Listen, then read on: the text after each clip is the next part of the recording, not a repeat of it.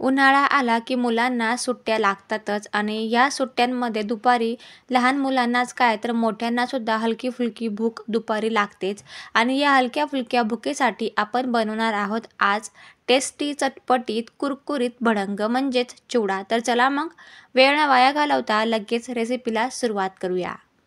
भडंग बनवण्यासाठी आपल्याला लागणार आहेत अर्धा किलो मुरमुरे. तुम्ही जास्तसुद्धा क्वांटिटीने करू शकतात.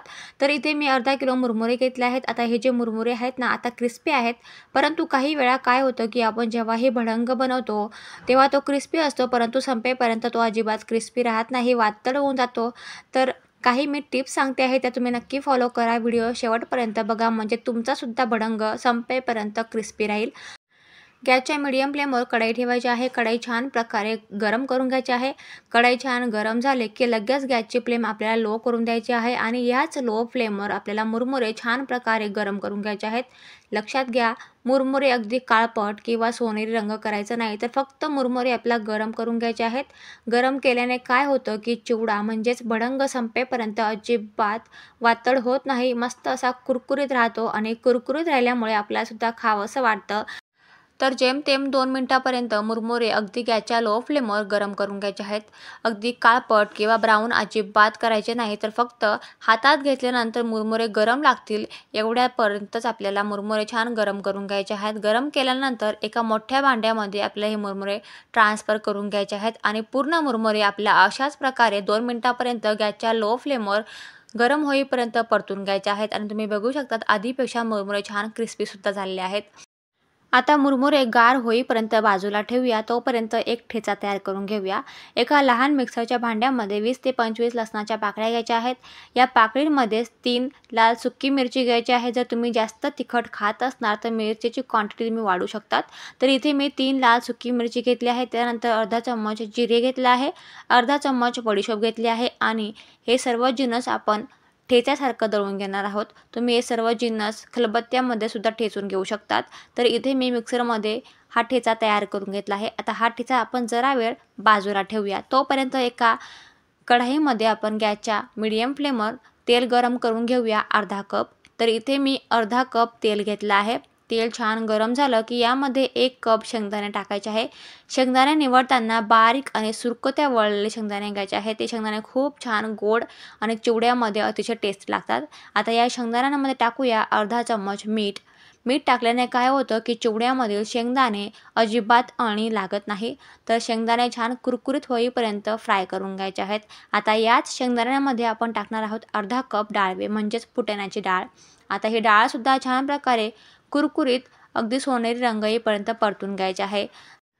शेंगदाणे आणि डाळवे छान प्रकारे सोनेरी रंग येईपर्यंत परतून झाले आहेत. आता या स्टेपला टाकूया अर्धा कप सुक्या खोबऱ्याचे काप. तर इथे मी अगदी बारीक बारीक काप करून घेतले आहेत आणि मग खोबरे टाकले आहे. तुम्ही खोबऱ्याची क्वांटिटीसुद्धा कमी जास्त करू शकतात.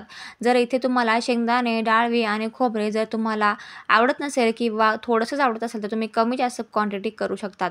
तर इथे छान प्रकारे शेंगदाणे, डाळवे आणि खोबरे छान प्रकारे अगदी सोनेरी रंग येईपर्यंत परतून झाले आहे. आता या स्टेपला टाकूया 1 कप ताजा कढीपत्ता. जर तुम्ही सुक्का कढीपत्ता टाकला तरीही चालेल, परंतु ताजा कढीपत्ता छान प्रकारे धुवून घ्यायचा आहे, छान कोरडा करून घ्यायचा आहे आणि नंतर या तेलामध्ये छान फ्राय करून घ्यायचा आहे अगदी कुरकुरीत होईपर्यंत. कढीपत्ता भडंगमध्ये अतिशय छान लागतो. तुम्ही एकदा नक्की कढीपत्ता टाकून बघा. कढीपत्ता अजिबात स्किप करू नका. कढीपत्त्यामुळे भडंगला छान चव येते आणि कढीपत्त्यामध्ये खूप जास्त प्रमाणात कॅल्शियम्स असतात, विटॅमिन्स असतात, ज्यामुळे आपले डोळे आणि केस अगदी निरोगी राहतात. आता सर्व जिन्नस छान प्रकारे फ्राय झाले ना की एका ताटामध्ये काढून घ्यायचे आहेत आणि अगदी गार होऊ द्यायचे आहेत. आता सर्व जिन्नस काढल्यानंतर त्याच कढईमध्ये उरलेल्या तेलामध्ये अर्धा चम्मच मोहरी घालणार आहोत. मोहरी छान तडतडली की याच तेलामध्ये आपण टाकणार आहोत लसूण मिरचीचा ठेचा. ठेचासुद्धा गॅसच्या अगदी लो टू मिडियम फ्लेमवर अगदी कुरकुरीत होऊ द्यायचा आहे.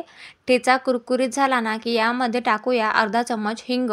हिंगसुद्धा छान प्रकारे या ठेच्यामध्ये परतून घ्यायचा आहे आणि यामध्येच टाकूया 1 चम्मच हळद, अर्धा चम्मच लाल तिखट, अर्धा चम्मच काश्मीरी लाल तिखट, 1 चम्मच धनेपूड. धने भाजून घेतले आहे आणि त्याची पावडर मी इथे 1 चम्मच टाकली आहे.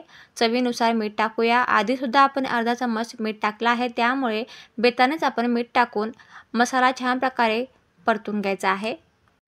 मसाला छान तेल सुटेपर्यंत परतून घ्यायचा आहे, जेणेकरून त्यामध्ये जेवढेही मॉइश्चर असेल, थोडाफार ओलावा असेल तो पूर्ण निघून जाईल आणि छान प्रकारे मसाल्याला तेल सुटेल.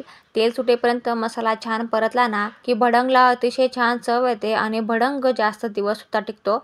आता मसाला छान तयार झाला आहे. आता यामध्ये टाकूया फ्राय केलेले सर्व जिन्नस. आता सर्व जिन्नसांना मसाला छान प्रकारे कोट करून व्यवस्थित परतून घ्यायचा आहे. 2 ते 3 मिनिटापर्यंत गॅसच्या मीडियम फ्लेमवर सर्व जिन्नस मसाल्यामध्ये परतून घेतले ना की चिवड्यामध्ये खोबरे, डाळवे तसेच शेंगदाणे अजिबात आळणी लागत नाही, छान मसालेदार आणि चवदार बनतात. तर अशाच प्रकारे आपण सर्व जिन्नस मस्त असे परतून घेतले आहे. आता हे सर्व जिन्नस आपण टाकणार आहोत कुरकुरीत मुरमुऱ्यांवर. जे आपण मुरमुरे गार करत ठेवले होते ना बाजूला, त्याच मुरमुऱ्यांवरती हा मसाला लगेच टाकून द्यायचा आहे. तुमच्याकडे जर सुकलेल्या कांद्याची करप असेल ना तर तुम्ही या स्टेपला अर्धा कप टाकू शकतात आणि मसाल्यामध्ये व्यवस्थित परतून या मुरमुऱ्यांवरती टाकू शकतात. आता मसाला छान प्रकारे या मुरमुऱ्यांवरती टाकून द्यायचा आहे आणि वरून 1.5 चम्मच पिठी साखर टाकायची आहे. तुम्ही आवडीनुसार पिठी साखर टाकू शकतात किंवा स्किप केलं तरीही चालेल आणि अर्धा चम्मच लिंबू पावडर टाकले तरीही चालेल. आणि जर तुमच्याकडे जर लिंबू पावडर प्रीमिक्स बनवले असेल तर तुम्ही 1.5 चम्मच ते प्रीमिक्स टाकलं तरीही चालेल. जर तुम्हाला प्रीमिक्सची रेसिपी पाहिजे असेल तर तुम्ही तेजू विलेज किचन चॅनलवर लिंबू प्रीमिक्स रेसिपी अपलोड केलेली आहे, तुम्ही बघू शकतात. तर इथे मी 1.5 चम्मच पिठी साखर टाकली आहे. तर पूर्ण चिवड्यामध्ये म्हणजेच पूर्ण भडंगमध्ये हा मसाला मी छान प्रकारे कोट करून घेणार आहे. आधी चम्मचने कोट करायचा आहे आणि नंतर आपण हाताच्या साहाय्याने पूर्ण भडंग व्यवस्थित मसाल्याने कोट करून घेणार आहोत. पूर्ण मसाला कोट केला ना तर चिवड्याला म्हणजेच भडंगला अतिशय छान चव येते आणि मुरमुरे बेचव आणि आळणे लागत नाही. आता याच स्टेपला आपण टाकणार आहोत शेव.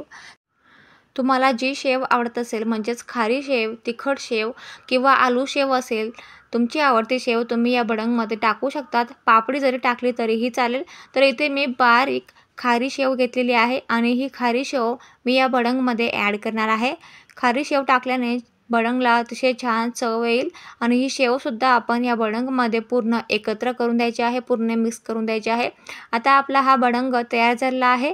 तुम्हाला आजची रेसिपी नक्कीच आवडली असेल. हा भडंग तयार करून तुम्ही पूर्ण गार होईपर्यंत 2 ते 3 तासासाठी एखाद्या कापडने झाकून ठेवायचा आहे आणि त्यानंतर अगदी एअरटाईट कंटेनरमध्ये किंवा स्टीलच्या डब्यामध्ये खाली पेपर टाकून हा भडंग टाकायचा आहे वरून आणि वरून परत एक पेपर ठेवून झाकण लावून हा भडंग तुम्ही स्टोअर करू शकतात आणि तुम्ही बघू शकता अगदी कुरकुरीत आपला भडंग तयार झाला आहे. अशा प्रकारे भडंग तुम्ही 4 ते 5 महिने इझिली स्टोअर करू शकतात. अजिबात खराब होत नाही आणि संपेपर्यंत कुरकुरीत राहतो. तर अशा प्रकारे आपला भडंग तयार झाला आहे. आता नवीन तुम्हाला मी ओली भेळ कशी बनवायची ते सुद्धा तुम्हाला सांगणार आहे. तर इथे मी बारीक चॉप केलेला टोमॅटो, कांदा, थोडीशी कोथिंबीर, लिंबू घेतला आहे. तर इथे मी भडंग घेतला आहे, त्यावर थोडेसे चॉप केलेले कांदा टाकते आहे, त्यानंतर टोमॅटो टाकते आहे आणि थोडीशी बारीक चिरलेली कोथिंबीरसुद्धा टाकते आहे. जर तुमच्याकडे पुदिन्याची चटणी, चिंचेची चटणी असेल ना तर तुम्ही वरून गार्निश करण्यासाठी 1 ते 1.5 चम्मच टाकू शकतात. आणि जर तुमच्याकडे शिजवलेले काळे हरभरे असतील, चणे असतील तर तुम्ही टाकू शकतात. वरून लिंबू पावडर किंवा लिंबूचा रस टाकू शकतात. छान प्रकारे हिरवीगार मिरचीसोबत टाकू शकतात आणि मिक्स करून ओली भेळचा आस्वाद घेऊ शकतात.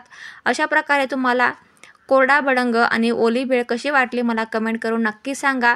दुपारचं स्नॅक्स, दुपारची छोटे बुकेसाठी लहानांपासून मोठ्यापर्यंत सगळ्यांची आवडती रेसिपी आणि जुन्या काळातील आजपर्यंत आलेली पारंपरिक रेसिपी तुम्हाला कशी वाटली मला कमेंट करून नक्की सांगा. रेसिपी आवडली असेल तर प्लीज एक लाईक करा, चॅनलला सबस्क्राईब करा. Thanks for watching. थँक्यू.